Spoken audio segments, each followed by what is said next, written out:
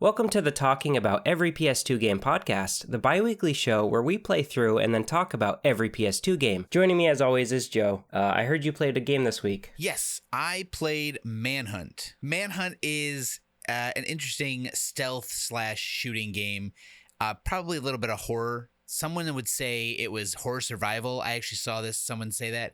I wasn't sure, but at least the horror aspect is there, where you pretty much hunt people as well as they hunt you. So it's kind of a duality of everyone hunting each other. And I think the aim of the game is to be as gory as possible while giving you a playground to be gory in. Oh, okay. I mean, I know it's a Rockstar game. It came out after Vice City, but before San Andreas. Is that right? Yes. A lot of people think that the some of the elements of Manhunt got into San Andreas. Oh, really? Yeah, like it was a testing ground for it. Oh, maybe they wanted to test some things, testing them without risking them in a new GTA game. Yeah, and they thought, well, let's just also make it gory, so maybe it's interesting. So I think some of the cover shooting got over to San Andreas. Oh, okay. Yeah. What kind of features?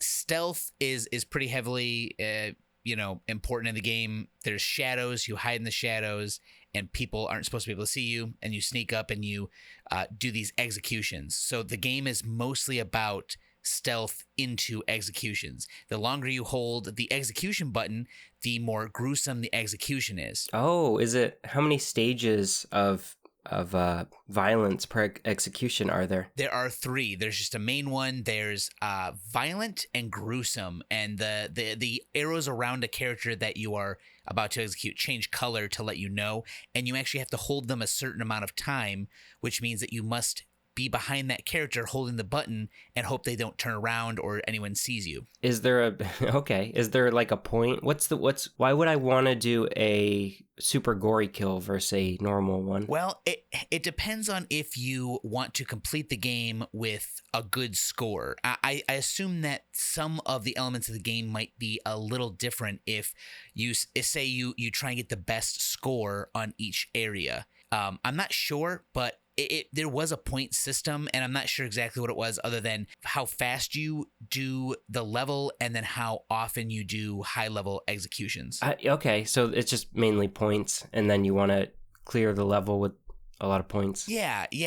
Otherwise, I think for the casual gamer, it's just going to be getting through areas any way possible. Like the second you see someone and are able to stealth kill them, doing that instead of taking the time to set up a gruesome one, which in that case really only amounts to a slightly more gruesome cutscene when you kill the person. How did you feel about it when you played it? I am not a stealth game fan. Stealth games are fine. I'm just not the greatest at them. It's just not my style. So Right. It was a little difficult to get into because of that.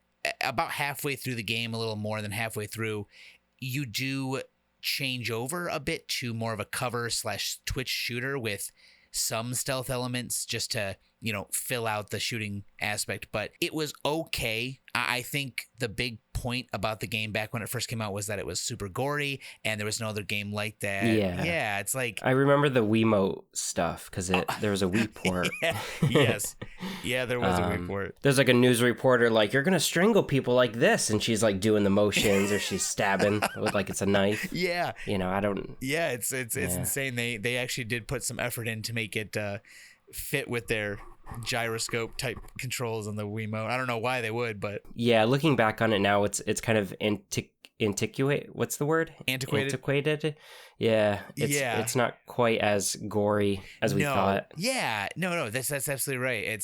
There's games out now. I mean, Postal is still putting out games. They have that game Hatred, which is all about just killing for whatever, and then just in general, when you're playing most games, it's pretty casual, the amount of killing and the bodies, severed parts flying off, and blood and gore. Right. Especially when you're using PS2 graphics.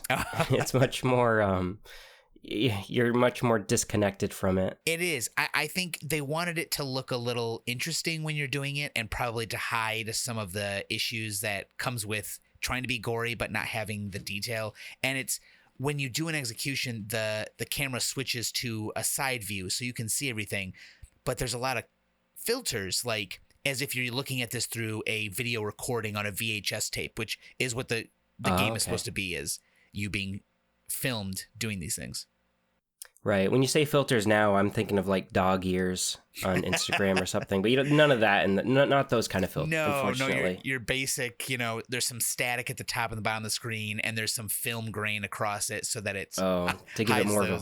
Yeah, it helps make it, a bit more spooky. Yeah, a little bit. Yeah, it definitely was made for CRT TVs, so it would look different back then, and now...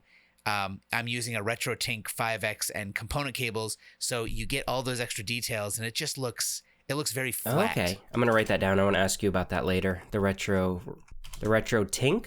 Think? Yes. Tink. Okay. Yeah, because I've heard a lot about it, but we'll get to that in a minute. How's the story? Why are you there? Why are you doing all this stuff? What's going on? What's going on, man? You good? Yeah. This is interesting. It's only interesting in the fact that it doesn't really amount to a lot. So your character is on death row, and the first thing that happens is you escape death row. You wake up where you're supposed to have been executed, and you're still alive. So someone just says to you, hey, put this earpiece on this table in your ear, and I'm going to help you out of here. But that's not quite what happens. This guy does guide you and explain to you what's going on. And very, very quickly, it's revealed that you are being videotaped by him saying camera action. So you know that this is being taped in like a weird setting, like not like learning. It's literally a movie that this guy is making for Hollywood almost, it seems. So yeah, that's it. You are being guided by a director to do gruesome things and crazy things. He sends murderous people after you. He sends trained SWAT members. He sends these other trained like guerrilla warriors at you in an attempt to make an interesting film, and you just need to survive and eventually take your revenge for being shoved into this. And the whole stipulation is, if you can get through the night, you can leave. Does it? I'm sorry. It all takes place in 24 hours or just one night? In one night, supposedly, this whole thing takes place. How long did it take to beat, though? Like 13 or 14 hours. I don't know. That's longer than a night. It really is. It really is. The game is a lot longer than I expected for something like this. It has 22 levels or stages with multiple areas in between, but it overstayed its welcome is the problem. It's just a lot. Right. Did it get so it got repetitive? Yeah, and the only change was from fully stealth to mostly guns blazing. And while that changes, I mean, it's okay. It's better for me since I would like to play those types of games. It just didn't, it wasn't much better other than less time taking executions and just kind of gunfighting. So by the end, it was just more of a third-person shooter? It really was, yeah. I mean, the only stealth I would do was to just get close enough to shoot them and kill them in one shot. As the closer you are with a gun, your character will aim at their head, and anything will kill them in one shot. So it rewards you for being close. Right. You're probably not manually aiming too much, right? It's just about distance. Yeah, there's a lock on for the game, and you do have free aim, except it is extremely difficult to use. When you lock onto someone, or when you just hold the aim button, you press the right stick in once, and it will give you a small dot, and you can aim wherever you are. But the second you get shot, your character moves, it's gone. It will then turn back to the lock on, meaning you can't do this in the middle of battle to get those headshots. Otherwise, it would be much better. Yeah, the lock-on just sounds like GTA. Before San Andreas, you would just lock on and then just do body shots, right? You couldn't, if I remember right, you couldn't like specifically aim for headshots. Yeah. When I played 3 and Vice City, there was no free aim like that. But then you're right, San Andreas did adopt a much better lock-on / ability to free aim, right? Yeah, I liked GTA system. I'm sorry, San Andreas' system was really good. I felt like I'm sure they took some pointers from when they did this to like, okay, it's way too stiff and clunky, because it does feel stiff and clunky in this. But I know in San Andreas it's a little bit a little bit better made. It's almost like San Andreas or Vice City and 3 are almost like phone games. They're so because you're using a console, to aim. You're using the analog stick, which isn't really built for fine-tune aiming. So Yeah, absolutely. It was much easier to lock on and just let you, you know, it was more of a decision of whether you or not you should even shoot or just get in a car because it's about stealing cars. yeah, even though I think in 3 in Vice City you could shoot side by side, but it wasn't until San Andreas how did the drive-by work in those games? I'm trying to remember. I think you could only do side shooting, right? In number 3 and Vice City, only side shooting in cars. Vice City forward with a motorcycle. Oh, okay, right. I think you mentioned that in your video. Yeah, it's only on the motorcycle. Oh, okay, yeah, that makes more sense. Yeah, because I remember playing 3, and I remember you can only shoot directly left or right, and I think you had to move the camera. It was it L1, R1 that did that or something? Yes, yeah, you had to aim out the specific window, and you're right, yeah, press L1 or R1, and then you could fire. It would just kind of lock onto the nearest person. Yeah, I remember it being pretty clunky. Yeah. Oh, and you know what? I don't even think there's a lock on. You just fire straight out. Yeah, because it's burned into my brain. Just the bullets going straight. Yeah. I mean, you can predict it though, at least I suppose. Oh, for sure. So, the story. You mentioned the general premise. Do you get revenge on this guy? Do you want to spoiler it? Yeah. So, spoiler here. As you go through, I haven't played it yet, so I'm a little disappointed, but yeah. Oh, it's up to you. Do you want me to say? Ooh, is it a twist or is there no twist? There really isn't a twist. Okay, yeah, spoiler it then. Okay, so yeah, I'll I mean, otherwise, yeah, you go through and you don't really. The only person you meet is a reporter who helps you for a very short amount of time. Otherwise, there's no big bad except for this dude, and he's just a director, so he doesn't do anything at the end. So there's no named characters to really feel anything towards. Right. There's one guy who's named a couple times, but he doesn't play a big part in the game. You see him a couple times, and then in the end, he has a name so that you can kill him and move on. But that's it. There's no... Okay. Yeah, you don't know anything about him other than he's trying to kill you. Yeah, when I think back to Manhunt, even the marketing, there was never really a front-facing character. Even the main character, I don't know anything about him. I don't even know his name or his... I barely know his face. Yeah. That's as much as I know is his face. Yeah, and it's a very generic... he's just shaved head, white dude. That's... Yeah. What was he...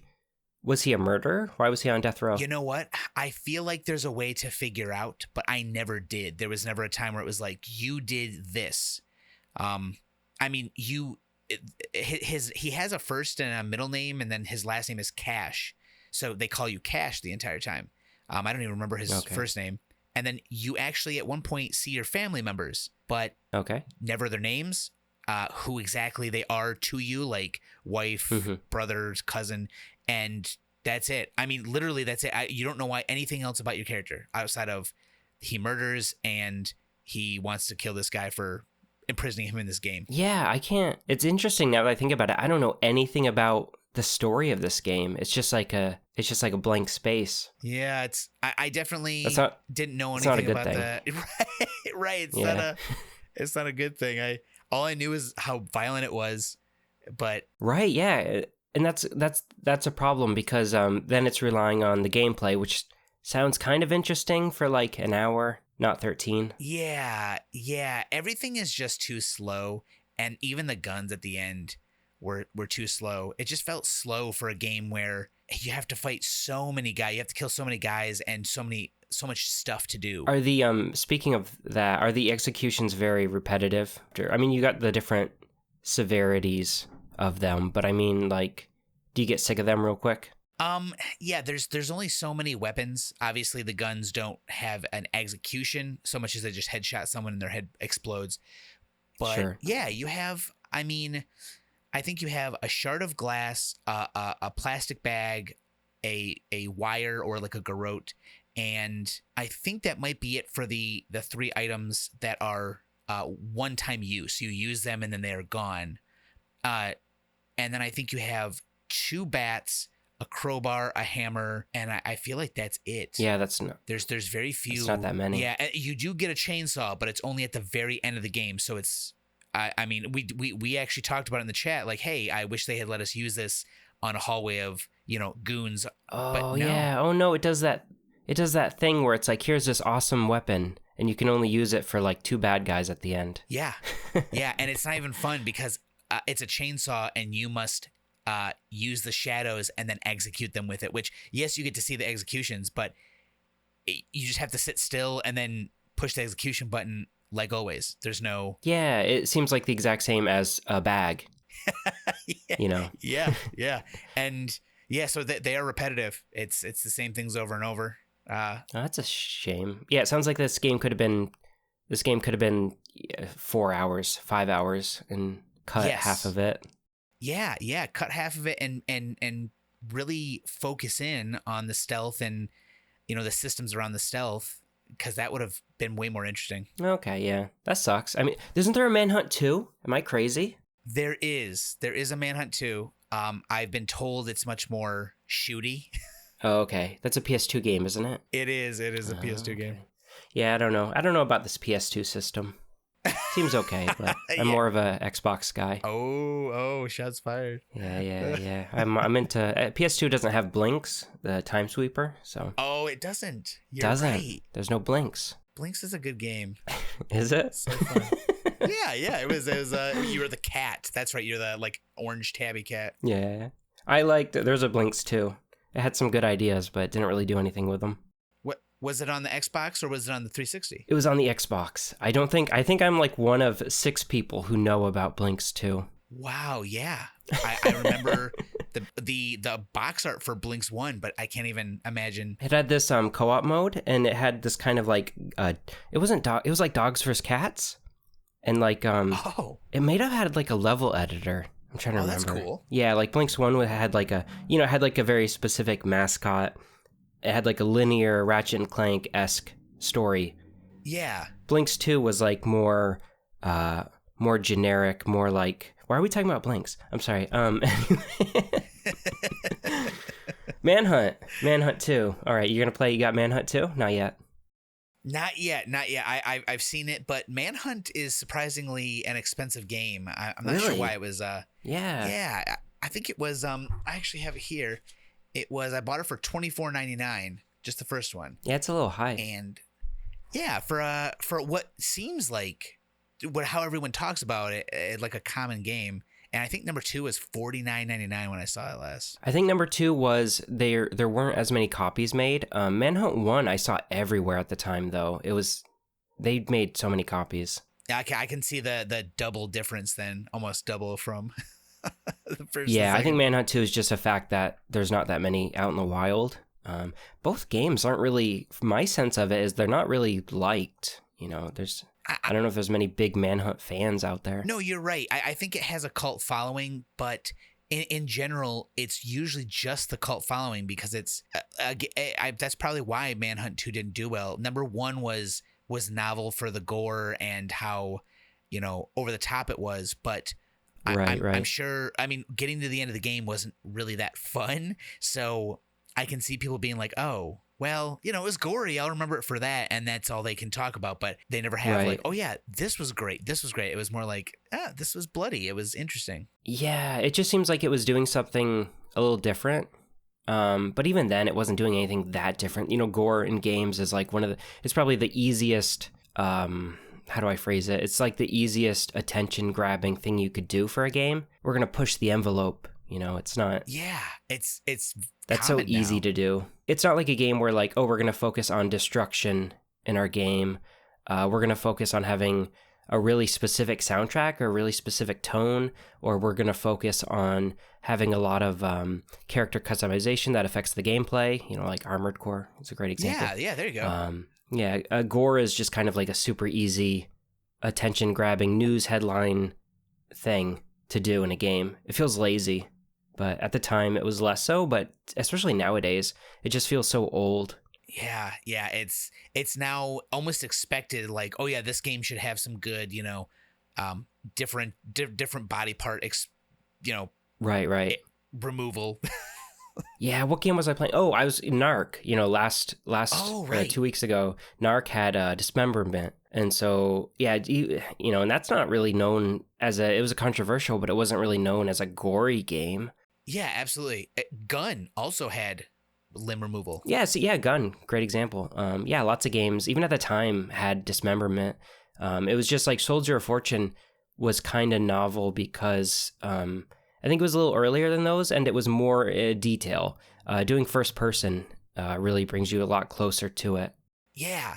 Than a third person game. Absolutely. And I think in that one, it was very, they had that system that had 26 points on the body that can be shot. So it was. Oh, right. Yeah, it was much more detailed. For sure. That's one thing. Oh, yeah, sorry. No, I was going to say, like, nowadays we have games like Warhammer 40K Darktide, where the whole point is to chop them apart, and it's first person with them directly in your face, blood, gore, everything hitting the screen. So it's like, yeah, I played that yesterday. Oh yeah, it's a fantastic game. Yeah, do you play it? Yeah, I played it a bit. I haven't played it in a while, but they haven't been updating it so much, so it's really disappointing. I was playing it and like, oh, the sound is so good, the music's so good, the graphics are great, but it's just like, man, just gameplay is just not, the gameplay itself so good. Why are we talking about this? Let's go back to Blinks. Okay. Yeah. So yeah, story not great. Overall, wasn't very fun to play, which is probably the most important part. Yeah, it really is. I found myself just wanting it to be over very early in. So yeah. No multiplayer? What's that? No multiplayer? No multiplayer. It's single player experience only. How about Manhunt 2?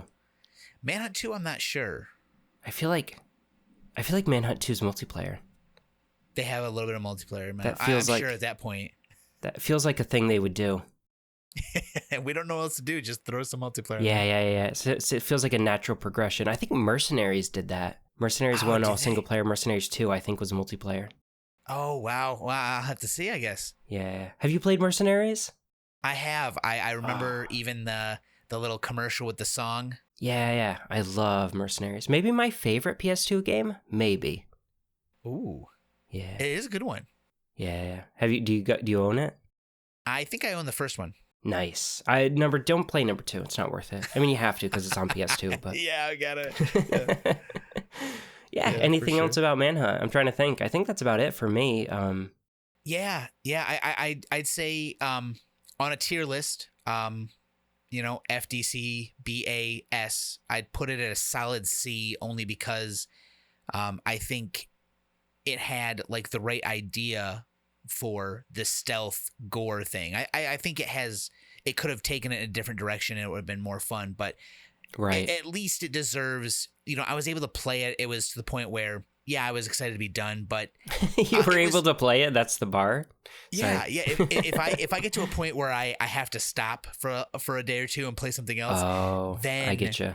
Yeah. This game, I was like, all right, I got it. It's not so bad. Like I wasn't dying every 5 seconds. It was 80 some deaths at the end of the game, but it's pretty spread out over 14 hours. So it wasn't fun, but it wasn't a huge chore to get through. It wasn't painful to play or anything like that. This wasn't Monkey Ball. Yeah. That's the thing is like the worst thing is when like you're not having fun. It's kind of getting to the point where it's painful to play. And then the game like shows you how much longer you have to go. Yeah. That's like I'm trying to think of a game that does that, but open world games, more modern ones do that. If you play like, maybe a Absolutely. Far Cry 5, I think was it? I think that game did it. It was like, okay, you beat this boss. Now here's 2 other bosses at 2 other regions. And I'm just like, oh God. And by that time, it was not good. Poor Far Cry 5. Not good at all. Yeah. Anything else about Manhunt? Nope. I think giving it a C and saying it was a less than memorable experience is my ending. Okay. I'm gonna do my bad cop routine. That game's a solid D. I haven't played it. I've only seen like an hour footage of it at most in my entire life. So that's enough to definitively say it's a solid D. I mean, I think it's absolutely able to be argued down to a D for sure. No, I'm joking. I have no idea what I'm talking about. But yeah, it sounds like I have a pretty good idea of what the game is like, I suppose. I'm surprised the story doesn't really go anywhere. I mean, it's got your classic revenge, and sure, you could feel good about it because it lets you do exactly what you would imagine at the end. You're like, yeah, I got this guy. But, is it actually worth it? Is it actually interesting? And does it reveal anything new about the characters you're playing? No. Is he like, when you're like, because like Tomb Raider, she's like, oh my God, I killed someone. Assuming you're on, okay, no. I'm assuming you're like, you're a murderer, so maybe you're a bit more hardened, but you're still killing like a lot of people. I mean, with your bare hands. You think until you start killing police officers as if nothing happened. Like it literally goes to, you are escorting the reporter and you're killing police officers to get her there, and she has nothing to say about it. She's just like, all right, yeah. Really? Yeah. Yeah, you take her to her apartment to get her stuff so she can flee and, snitch on this director. And the entire time, she knows there are police in her apartment, and she says, I can't get up there, there are police. What? She knows what you're going to do. Right. Why can't the police can't help you? Are they in on it, or they won't believe you, or there's no evidence? Not sure. I think that's probably what it was. I mean, I'm supposed to have been executed, so they see me and they're like, I think he needs to die. But she needs the evidence from her apartment. So once she gets there, she can get what she has there. I feel like you could get that stuff after being arrested, right? I'm not a legal expert, but... Yeah, well, I was trying to figure out why they were at her apartment. It sounds like maybe Starkweather sent people to go get her, or like call the cops and said something about her. So I suppose they could be there because of that. Yeah, I mean, maybe there's no really other reason they're there. Maybe they're getting paid by him, or like they're like in on it. Maybe some of the local cops are like supplying the criminals. Oh, yes. It did say at the end of the game, and I don't know why it took so long. It said at the end of the game that there was a police chief or something like that who was also a part of this, but he was going to say he wasn't guilty. But it never came up before, so I was really confused. Yeah, that's what it feels like, because that's my natural inclination would be like the police chief or like a prison warden is like supplying like, oh, we'll give you 5% of criminals. Yeah, well, so you can make your snuff films or whatever. Yeah, they were apparently. The game said they were working together, but that's literally all you get is they were said to be working together, and he's going to plead not guilty. Just like a little text at the end. Yeah, seriously, she's like 2 sentences long, and I didn't even realize until we were talking about this that the police had to have been there for one reason or another. Yeah. Well, VO was expensive back then. You can't have them come in for a bunch of lines. Come on now. Yeah. He's just a very background character. So, speaking of VO, Rockstar's famous for having famous voice actors. Is there any in this game? I feel like Starkweather is a famous voice, the director who talks to you often, because he's really the only person you hear for most of it that actually has dialogue. I'm not sure who it is. I didn't see any big names written anywhere. But I couldn't also recognize it. It seemed familiar. Let's find out. Yeah, actually. I don't know any of these people. Ooh, it is on sale right now. You can get it on Steam, the PC version, for $3.50. Oh, that's not too bad. Hey, there you go. It has mixed reviews, so take that with a grain of salt. Yeah, that's what I was. That's what I was thinking. I wonder if it doesn't run very well on PC. I wonder if that's the reason. Oh, that's possible. I did look at the speed runs just to see. After I beat it, I wanted to look at the speed run and just see some stuff, and I did see that they were using the PC version to play. Oh, for speed running. Yeah, I bet there's a reason. Yes. I bet that's like the best version for loading, I would imagine, or something like that. It didn't seem like he was having too much trouble playing the game. I mean, obviously he's a speedrunner, he's been practicing, so but the PC version does look to be at least adequate for speedrunners to use, enough that they'd risk the loading time difference. Right. There's so if you do really want to play it, you can get it working on PC, probably without too much effort, I would assume. I think so. So I find the voice actor, and it is someone famous. It's Brian Cox. Don't know who that is, but I don't watch that many movies. or anything, to be honest. So let's see. that sounds like an actor's name. Braveheart. I've never seen Braveheart. Braveheart, Deadwood, X2. IMDb. Here we go. I know that you can cut this part out since we're going, but this guy. Oh, Deadwood. He is famous. Yep, Deadwood. He's been in so much. Okay. So, I mean, it sounds like the voice acting is decent. There's just not much of it. Right. He is practically the only voice you hear throughout the entire game because he directs you around. You do hear enemy voices, but they aren't. It's mostly just them yelling random things. Oh, okay. It's interesting. I'm reading the Wikipedia plot, and they use things like Los Santos from Grand Theft Auto. Really? Yeah, they use some of the what's the word? Terms? Naming conventions? Oh, I'll be honest with you. I didn't see a lot of that stuff, and I feel like when I was streaming, other people who like it, I wonder why. It might just be the one-off. That's the only mention I see of it. Does Los Santos. Take place in Los Santos? Yes, kind of. Cash prevails and kills Ramirez and his men before being rescued by the journalist reporting on him, who reveals that the director is the director's name, a former film producer from Los Santos who produces for a snuff film ring. Oh, wow. I can't believe we didn't realize it's probably just a throwaway line. Yeah. There's she rescues him, and this is before you start killing the cops. That would be when she would have said it. So yeah, it would have probably just been like this quick thing that happened. Wow, crazy. It looks like there was a kind of a pseudo documentary made about the game's development, and it said a former Rockstar employee admitted that the game almost caused a mutiny in the company, saying that the team had already weathered plenty of controversy over GTA 3 and Vice City. So they felt that they were kind of getting sick of being portrayed as bad people, bad game developers, maybe. Oh, and then what happened after that when they released San Andreas, the hot coffee mod? Yeah, that just for sure. did not go well for them. No, but that from what I've heard from game journalists, is that Rockstar has always, as a company, has always had a big ego, and that was kind of like their gimmick. I've heard of Giant Bomb talking about meeting the Rockstar people, and they're showing off like GTA 3 or something like that, and then like they show up to their office like wearing aviators and like swagger and like trying to play up like a character almost. Like, I mean, their name is Rockstar. Like, it's a kind of a pun. It's not like a pun, but it's kind of like a joke, kind of. Yeah. Like, that's the point, is that they're big hot shots. Okay. We're going to make this hot shot game. We're right. Rockstar. It couldn't be more on the nose, I guess. Yeah, it does.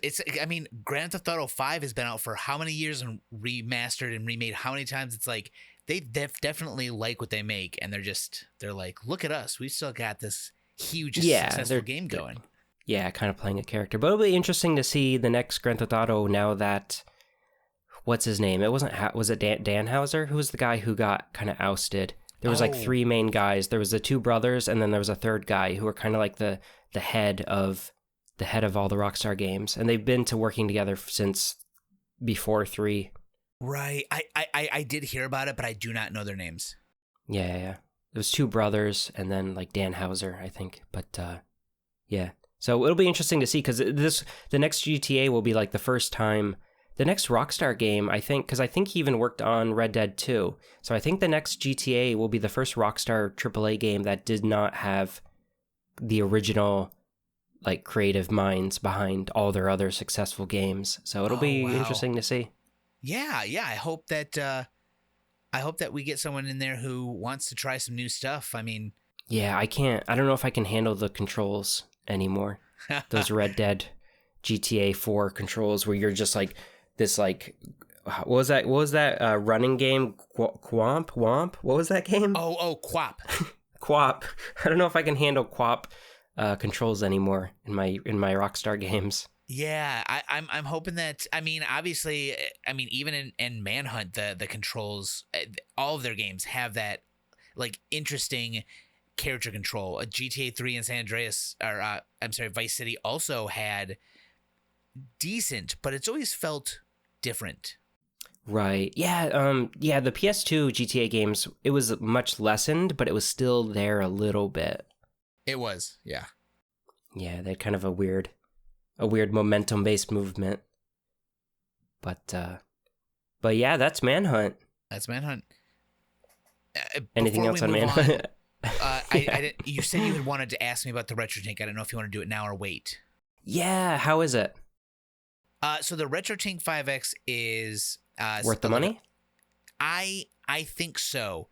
It's a line doubler, which means that you can make the. Yeah, sorry, real quick. How much was it? This one was $350. Okay, so yeah, it is expensive. I've always heard, but that's why I asked: is it worth? If it was worth the money? Okay, so it's a splitter. Yeah, it's it can work with anything besides the PS2, like pretty much anything, even up to the 360 and the PS3, and all the way back. Anything you can plug RGB cables or component cables into, it will be used to, sharpen the image pretty much. Okay, is it what's the word I'm looking for? Does it matter if you plug in component versus another kind of input? Does that part matter? Yeah. So I started with RGB, which is the most basic you can do, just the yellow, red and white. Yeah. Yeah. So and that's it. You do get still a decent enough signal for it to look better than just buying a $10 HDMI dongle on Amazon. You can get a better looking image in the end because it's able to do things that the HDMI dongle can't do, deinterlacing and special sharpening and other filters. But component and SCART and S-Video are all better, so you can increase the image by getting slightly better chords. Yeah, because my understanding of it is that, if you do get a $10 HDMI converter, it's basically only a converter, versus the Retro Tink is actually doing some work using filters to kind of take as much of the original quality picture quality as you can, but then I don't want to say cheating it, but it's like pulling the most out of it. Yeah. I'm not a technical guy, but that's the impression I get anyway. Yeah, I'm not either, but I think is on the how the game displays is like on the CRT is supposed to be producing lines of light to show you the screen, and it doubles. Mine is an 5X, so it's 5 times the number of lines that it's putting together to just make the image more full. You're right. Like, instead of it only showing you certain things and you get this CRT look, it actually looks more like there's more detail there. Okay, yeah. It's not like an emulator where it's like, well, yeah, Correct. It's not like an emulator, but it's pulling the most out, and then, like you said, adding more. Yeah. Not adding more. That's a wrong word, but what you said earlier, it just kind of like pulls out as much of it as you possibly can, like makes it look as nice. Right. It feels like it pulls out. It gets the most raw data it can from the picture, and then using that raw, it pretties it up maybe a little bit. Yeah, I would say so. And you can change the resolution and the aspect ratio.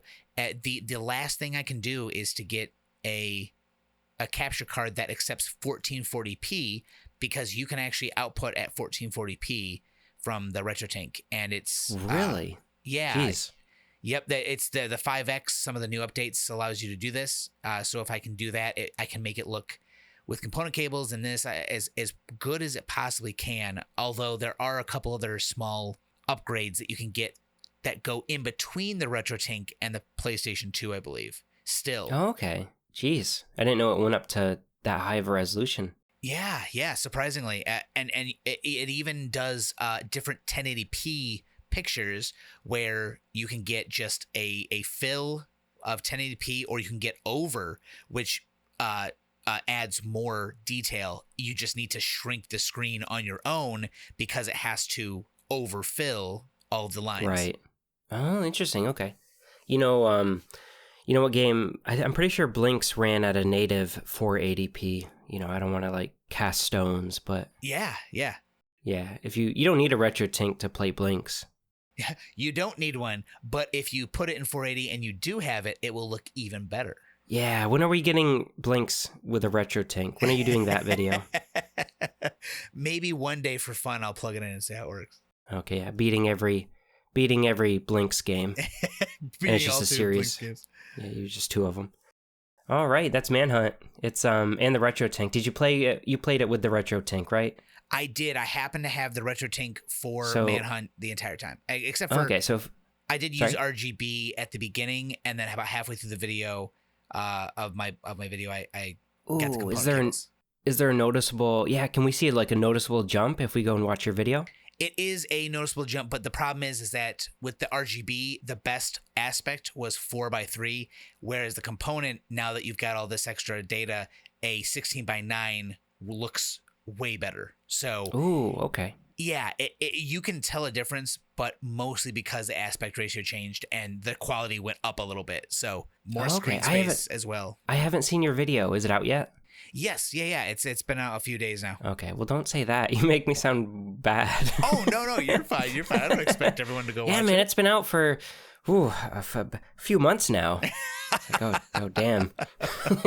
No, it's just a couple days. I'm curious to I'm curious to see how it looks because I'm familiar with your older stuff and I know how that looks, and so yeah, I want to see the difference. Yeah, it's super cool. I can't believe that they have these types of things. So, if you're willing to, if you have consoles, systems to use this for, and there's a lot, then it's absolutely worth it. If you're only using it to play a few things every so often, I would stick with a $10 HDMI dongle.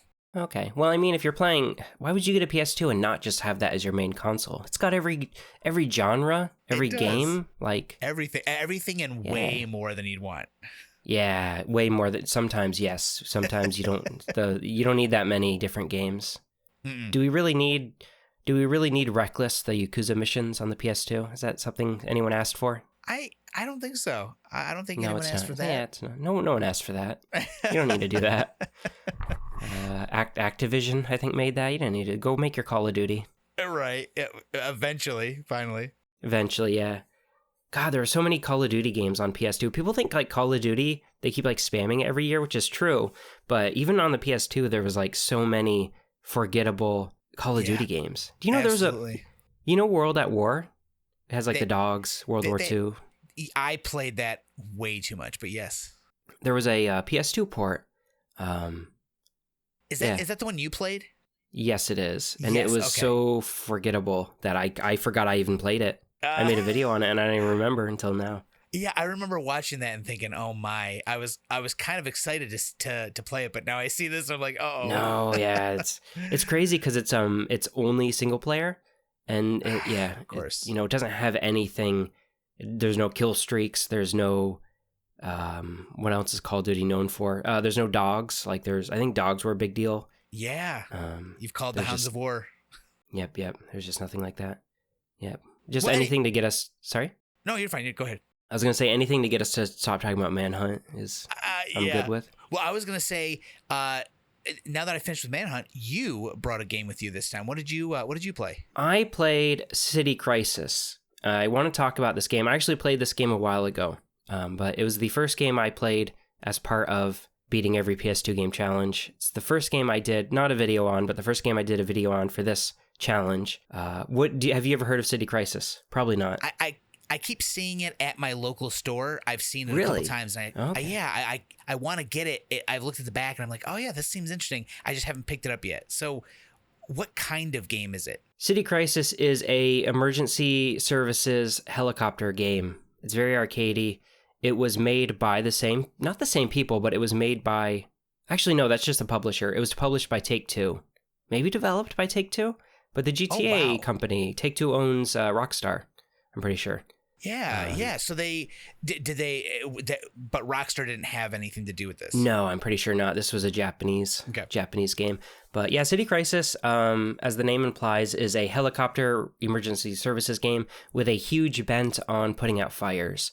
You choose from like 5 different helicopters. There's like 2 special ones you unlock, and then you fly through the city and you put out fires and pick people up. It's a bit like the tone is a lot like Crazy Taxi. There's like a big arcade timer at the top, and then you have like, so-and-so needs help, and it has like the VO announcer. Maybe it has a VO announcer? I don't actually remember. I don't think it does. No, it just has the sound effects. I'm sorry. It just has sound effects. Yes. But it does sound, It reminds me of on the Sega Master System that long ago. There's the game where you had the helicopter and you would pick people up and save them. Right, and I right, think right. one other thing. Yeah, so this is a very updated version of those types of games. Yeah, this was 2001. This was a very early PS2 game, almost a launch title, Oh wow. I think.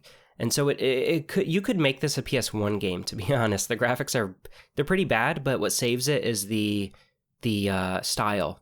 It has kind of a nice, clean, boxy look, but it's very colorful because it was never released in arcades, but it does have an arcade feel to it. So it's kind of like Outrun or Daytona or something like that. Oh, are they going for a realistic look? No, not at all. Okay. Okay, good. Good. That I think that kind of stuff always ages better. Yeah, for sure. It has a lot of personality, it has a lot of charm. So you fly your helicopter around the map. Usually the levels are linear. Like there's main things you have to do for the level. Like one of the levels has you rescuing school children. The school's on fire, and that's like the main objective. But then during the level, there'll kind of be these side objectives where, oh, there was a car accident, over on this side of the map. So if you want to rush it and get extra points, you can go over there, pick those people up.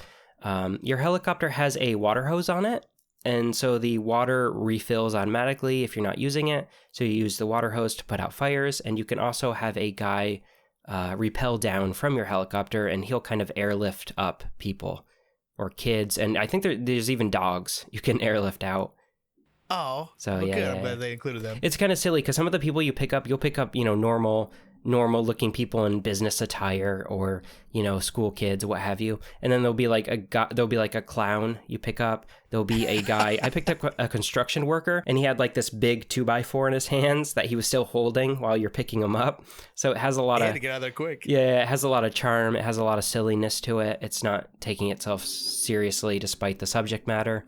Like I said, one of the levels is a school. So you go there and there's these little, it's taking place in like an nondescript Japanese city. And so the kids are wearing the Japanese style backpacks that only elementary school kids wear in Japan. And so you're picking up elementary school kids from fire, and some of them you can't get to in time. So it's like, it has this very dark, like if you actually think about what you're doing, it's really dark, but the game tone is not that. So it's kind of silly.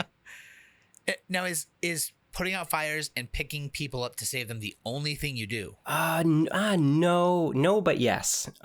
So there'll be like, it wanted me to pick up one guy, and there was nothing like, he seemed wrong with him. I think he was just kind of like injured, and he's just like standing on the sidewalk, and it's just like, hey, pick me up.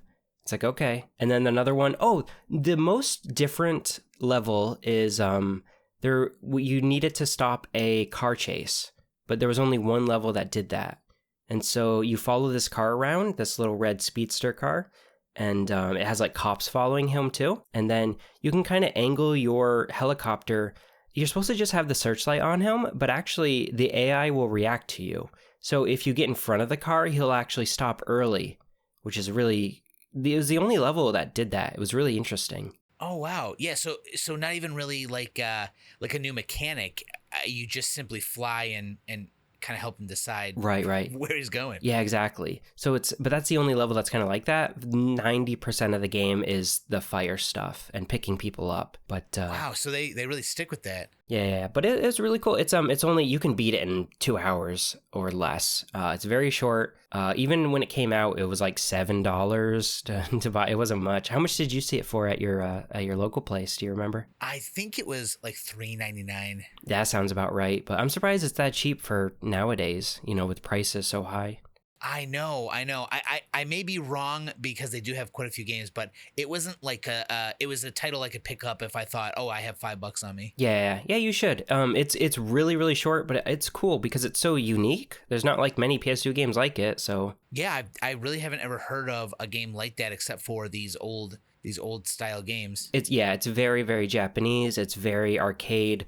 Dreamcast Blue Skies, like kind of like I mentioned Daytona before, Outrun. It's like it has a cheery mood to it. It's just like a fun game more people need to play. I don't know, I like it. I played it back I had it for the PS2, so it was cool revisiting it. Did you when you're in the city saving people, you say you went to a school, and you are chasing someone, does this all take place in the same city and you just go to different Oh. areas, or are there literally different maps? There's one main city you'll visit often, and then once in a while they'll change it up a little bit. There's like a nighttime city and that nighttime city is different. When you're doing the car chase, that'll be a nighttime city, and that city layout is a little different. And you're at nighttime, which changes things up a bit. But for most of the maps, it's this one city. It has like a theme park in the middle of it. The map itself is pretty diverse, but it's small. It's like a little area, that sort of thing. There is a kind of, the final level takes place after a huge earthquake, again, Japan. And so the city is completely changed. All the buildings are like destroyed or tipping over. And so you'll fly through. You just have like 5 minutes, and you have to rescue as many people as possible. The different helicopters, The different helicopters I should have mentioned have different stats. So some helicopters will be slower, but they'll have more water storage. You might be able to hold more people. If you can pick people up, and then you can drop them off at certain safe zones.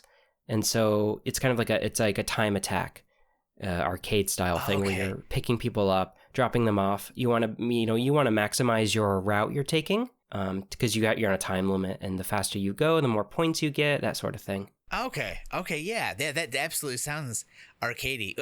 When you're flying your helicopter, what view are you at? Are you at like an angle, like isometric, or are you straight down? It's isometric at an angle, and that's actually one thing I touched on in the video, is that it can be difficult to gauge your altitude.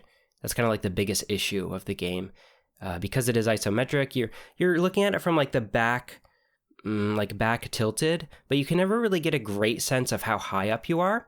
And so when you sometimes will smash into buildings, but it doesn't take too much damage, but still it slows you down. When your guy rappels down from the helicopter, he has like a maximum distance, and so you're wasting time if you're not really maximizing the angle and the distance that he's going down at. Oh wow, that's so interesting. So you do have to fly around buildings. Yes. The buildings, yes. The taller buildings you have to watch out for, and then sometimes people will be on the ground floor, that'll be street level, and so you have to like maneuver in between the street, stuff like that, because the guy can't rappel down infinitely, so you have to get close yourself, which it's really cool in that way. Height. Yeah. So yeah, that's really interesting. Sometimes you'll have like gas tankers will start exploding, and you got to like prioritize. Okay, like there's a big fire here. I noticed the building's on fire, and it's next to the person. And if I don't get the person first, then there'll be a person, there'll be an office building on fire, and then there'll be a gas tanker on fire all next to each other, right? And so you have to think real quick. Okay, what do I do first? Do I get the guy first? Do I put out the gas tank before it explodes, or do I put out the office fire first? And so you kind of quickly prioritizing A, B, and C will be like your priorities, or 1, 2, 3, or something like that. So it actually has kind of like a semi-realistic, I would assume, emergency management, thing going on in your head as you're making these calculations. So that part is really cool. If you don't manage well, what gives you a game over? Like if you miss one of those, if you miss so many people, it's fairly generous. You'll just get a bad score. You need to do a bare minimum. Like if like half the people are dying, then it's gonna be like, okay, dude, you need to redo this. But it's pretty generous.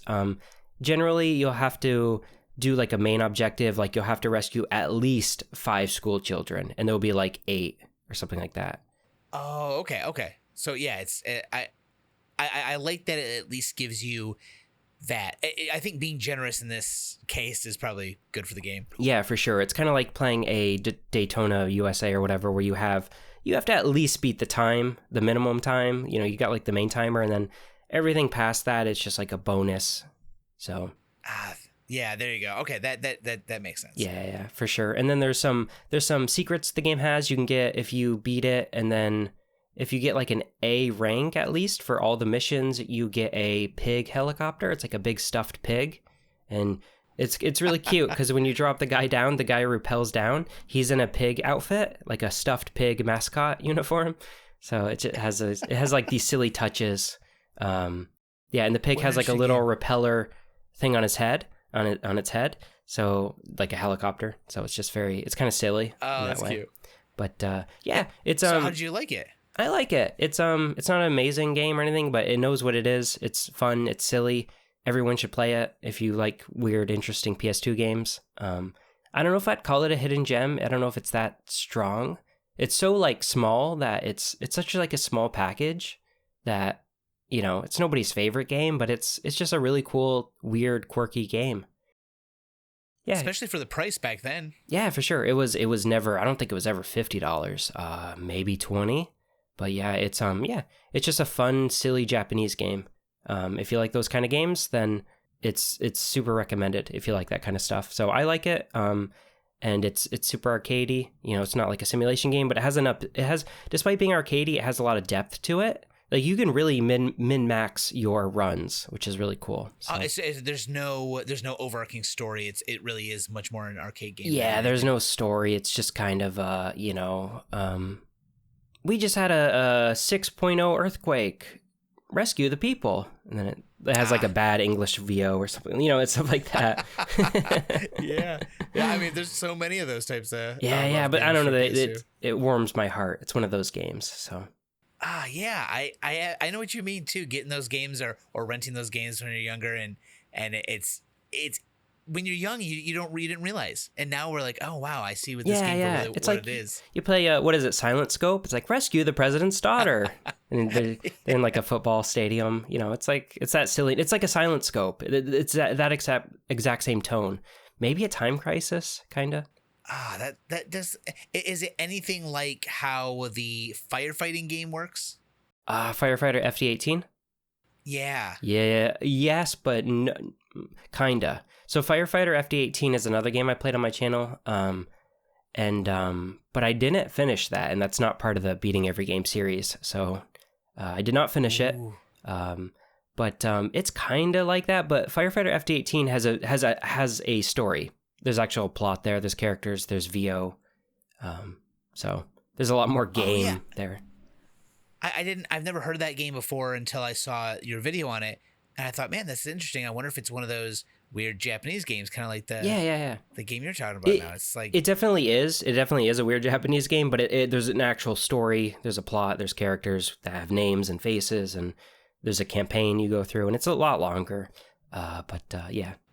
Good deal. Well, so it sounds like it's still at least worth something, especially now if you can get it for cheap in your local store. Yeah, for sure. Definitely worth playing if you like quirky Japanese games like Crazy Taxi, Silent Scope, Firefighter FD18. Yeah, anything on the Dreamcast probably that's made by a Japanese company is probably gonna fit that bill. Yeah, there you go. Soul Calibur. Was there anything big associated with this game, like? Oh, I don't even think like the director who made it still makes games. Like I think it was like a weird, like just a like, hey bro, we need you to make a game for the company. And the guy's like, okay, it might be one of those. I don't know. Oh yeah, I mean the PS2 has a lot of those. I mean 4,000 games back then is an insane amount. Does he even have a Wikipedia page? It does. Developed by Syscom Entertainment. Syscom already sounds like a telecommunications company, so it does. There's the Wikipedia page is like it's 2 paragraphs. One paragraph is just what the game's about, and then the second paragraph is the reception, which says it got meh scores when it came out, which makes sense because I think it's a game that actually aged better with time. I think at the time, if you paid $20 for it even, it would be too much. But now looking back on it, for $7, for $5, perfectly fine. But at the time, it could have been a PS1 game for how it looks. For sure. Oh man. But yeah, there's nothing. What is it? There's nothing. I can't even. There's no like info about its development. That's info though. A lot of PS2 games have, super popular and Hollywood type people working on them or voicing or doing something, and then some of them are people who have literally 2 paragraphs about the game and then their plays. And that's why I think it's fun doing kind of this challenge because you run into these forgotten games that like there's no videos about this game on YouTube other than like from 8 years ago or 10 years ago, and it's just like a silent long play. There's not like, it's just like a forgotten There's no game. opinions there's no like, exactly. There's no editorial articles about this game really, other than when it came out. So it's kind of cool to give it some more life for as little as we can do. Yeah, it's cool to think that, with how many games are out today and how many people do reviews, the PlayStation 2 is a time where it's like you didn't really see that many, and as time went on, people found the most popular or the weirdest or the worst. But these middle of the line games get very little coverage. So a couple hundred games, I'm sure, with almost no videos except for a silent long play. Yeah, exactly. Like you're not going to see this game on like even a hidden gems video on YouTube. You're probably not going to see this game. And I can argue whether or not it deserves to be there, but there's something to be said about giving it some exposure in general. And there's so many games that don't get that. There's so many PS2 games that people don't remember, that aren't making any of the top lists for anything or even hidden gem videos.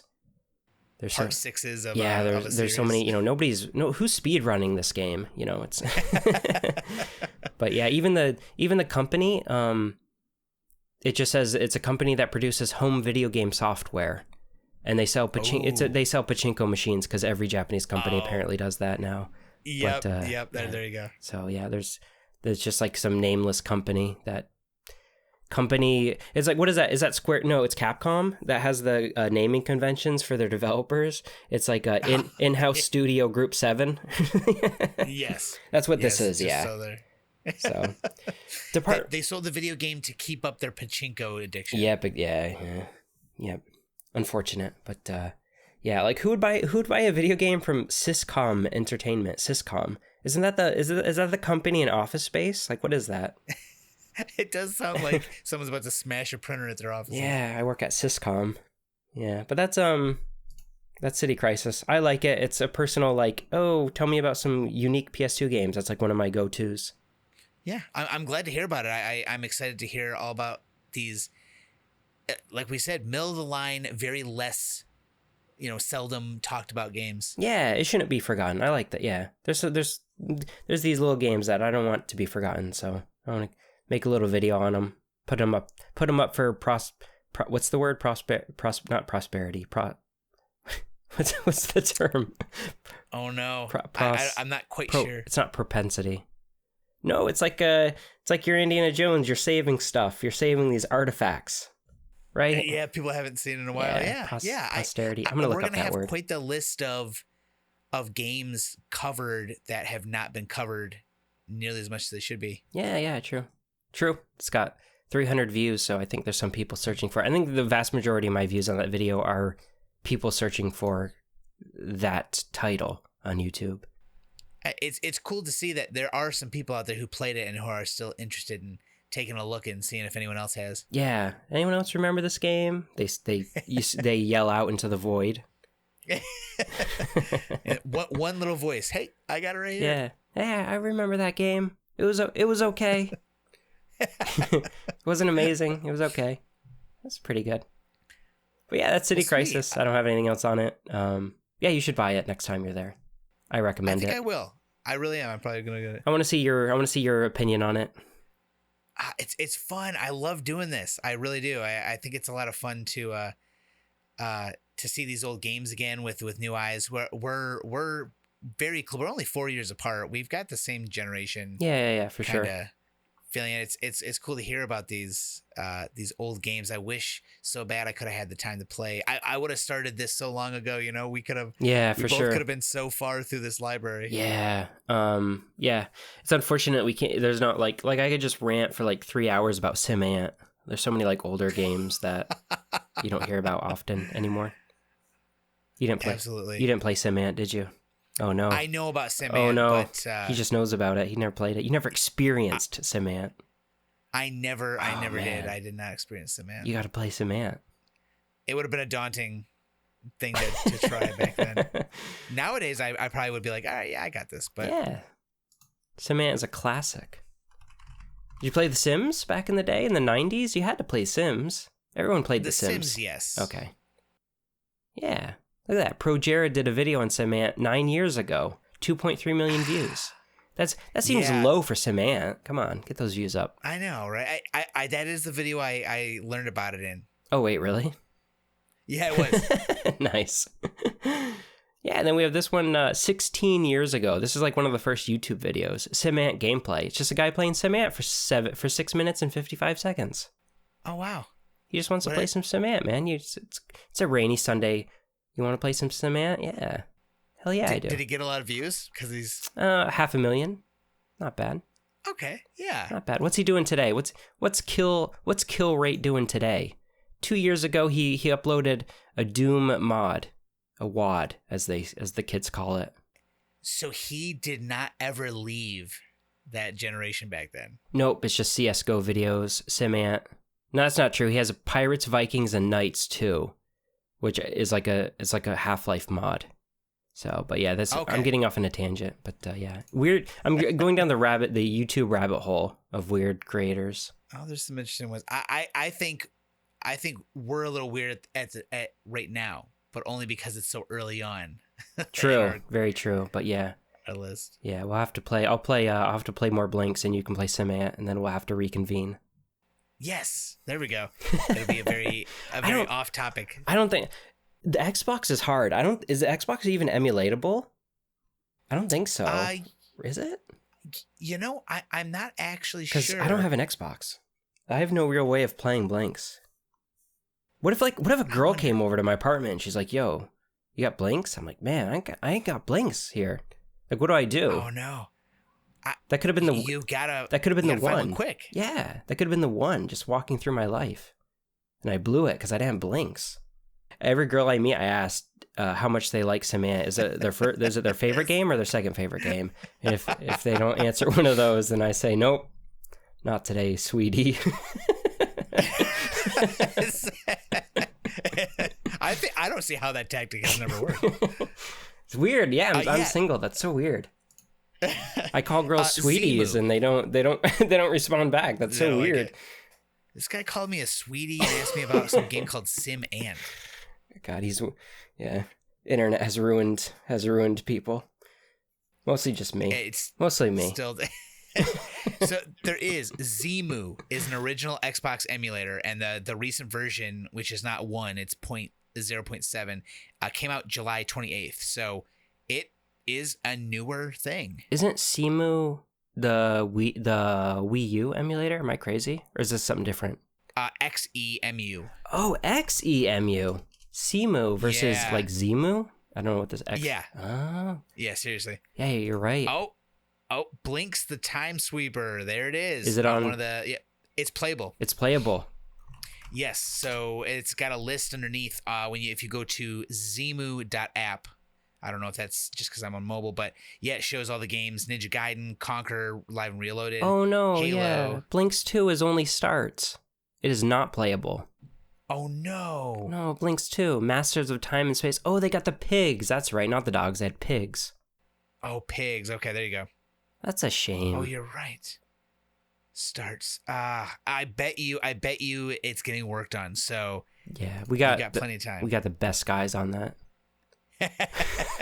You know, I'm so sad. I know we're gonna have trouble playing some games that just we can't play, like Final Fantasy 11, because they don't have servers up. And I was like, do we wait and hope that we both get big enough to get people to finish working on making these games playable? I don't know if it works that way, but I appreciate I appreciate the thought. Yeah. We'll just be like, all right, look, guys, we need help. Can someone make?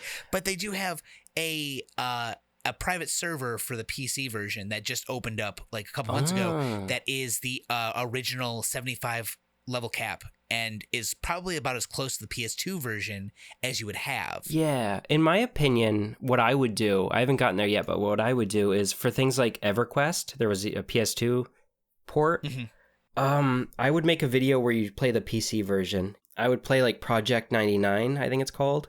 Well, it's so on PS2, as far as I can tell, the only EverQuest games are EverQuest Online Adventures, and then another one that's still not the original EverQuest. They're weird. They're special games. In that case, I would do like a special video where it's like, hey, I know this isn't the PS2 version, but we're gonna just take a look at the PC version just to get an idea of what EverQuest is, and just to have like fun with it. I don't know. Like in my opinion, I just have fun with it. Now there is for one of them. I'm actually on the Discord. They actually have a version that they are working on. EQOA Revival. What is this? And that's for the PS2 content? It is. Yeah. It's obviously it's through an emulator on PC, but it is a EverQuest Online Adventures is the game, and it's yes. So right now it's very early. Mm-hmm. They have like, you can walk around and get quests, and you can do some quests, but it's super early. The thing is that we've had so many years to do this that in a couple, when this is ready, we can then literally play an emulated version of it that works and play. We can even play with each other. Right. Using Yeah. I mean, I know that there's a little bit of you're a little far away from me in the world, but hopefully that's lessened with an MMO. Yeah. And it's an emulator with probably like, I don't know if they do peer-to-peer, but if we could run like a server on our own, we could like do a dedicated server. One of us could do that, and then we can connect and actually play it. Yeah, not to that would be really cool. Not to I don't want to like deflate your hopes and dreams, but something to keep in mind with that stuff is that I've seen so many MMOs and so many old projects that just come to a standstill, or they just like they can't get past this barrier. The Matrix Online, people have been like trying to get that working for like since it went offline for like 15 years. And they can't get enemies. They can't get enemies, and they can't get quests to work. So it's just like you can run around by yourself in the world, and that's kind of it.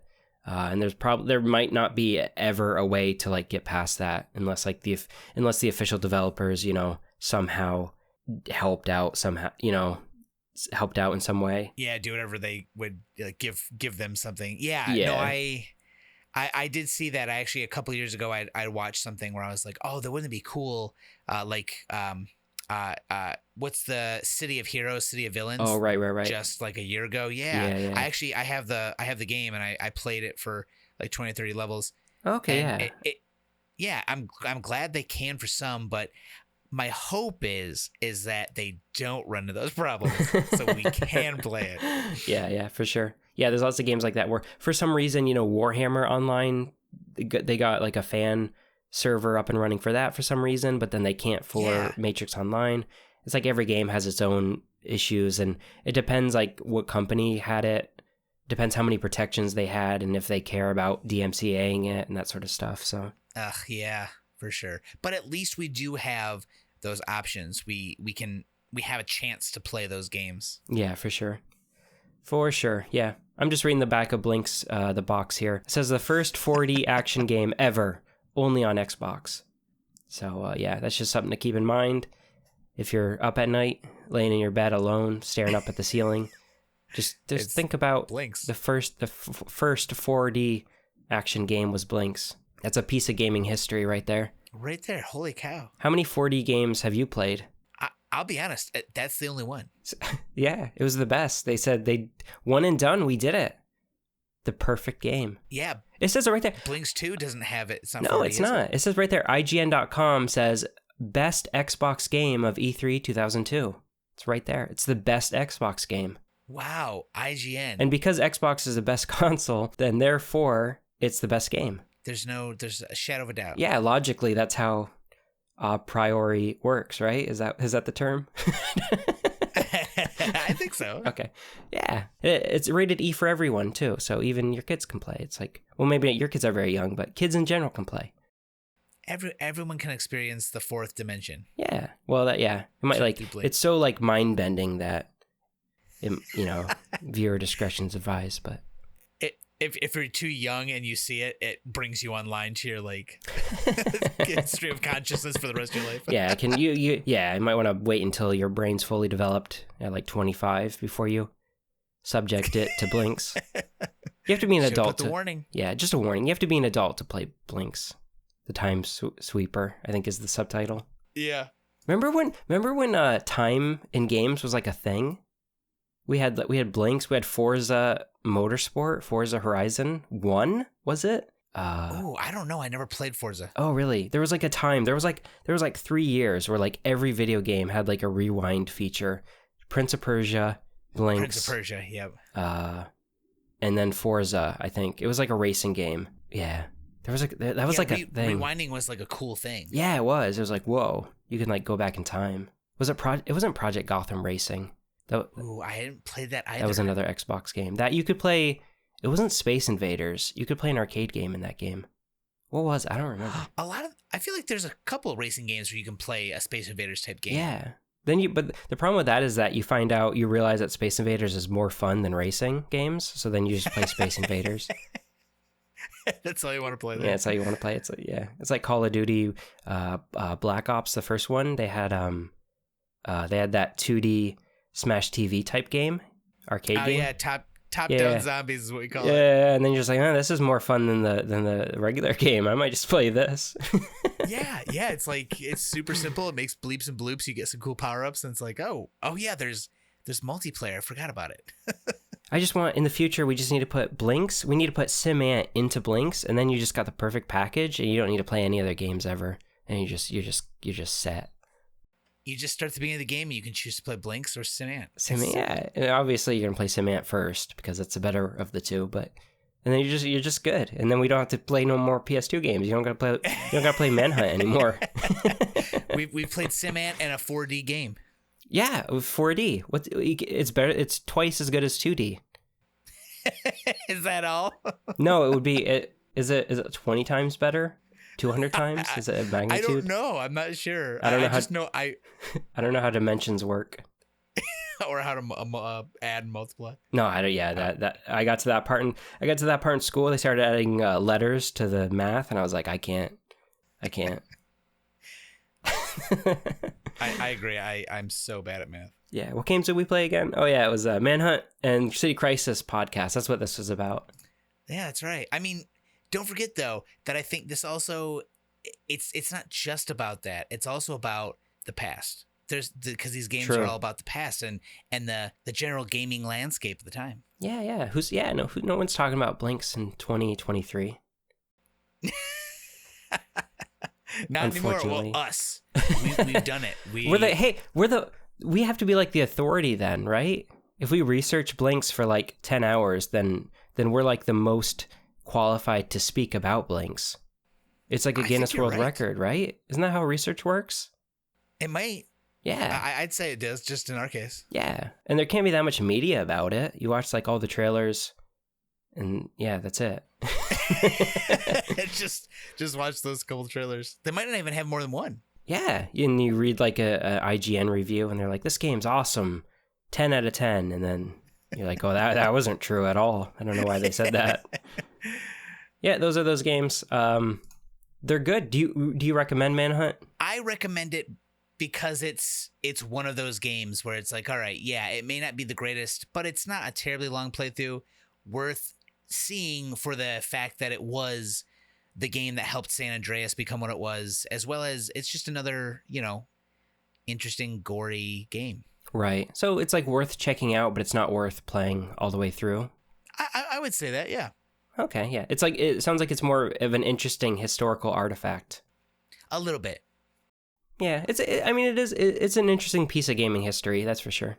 That's why I'd say it's decent, especially if you like Grand Theft Auto. Sure, you can see a lot of the DNA going from one to the other and vice versa. Absolutely. I feel like City Crisis is the opposite, where it's like this not known game, but it's should be known, I guess. It's kind of like the inverse of Manhunt.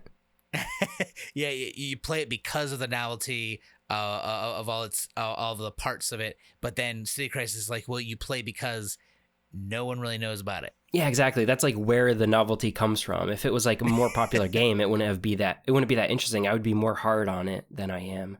But yeah, I absolutely. So what do you give out of 10? I like my 10 ranking system. What do you give 10 Manhunt? I would say like a 5. Okay. Yeah. So like playable, but not great in any sense. I'm interested to see where I land on it.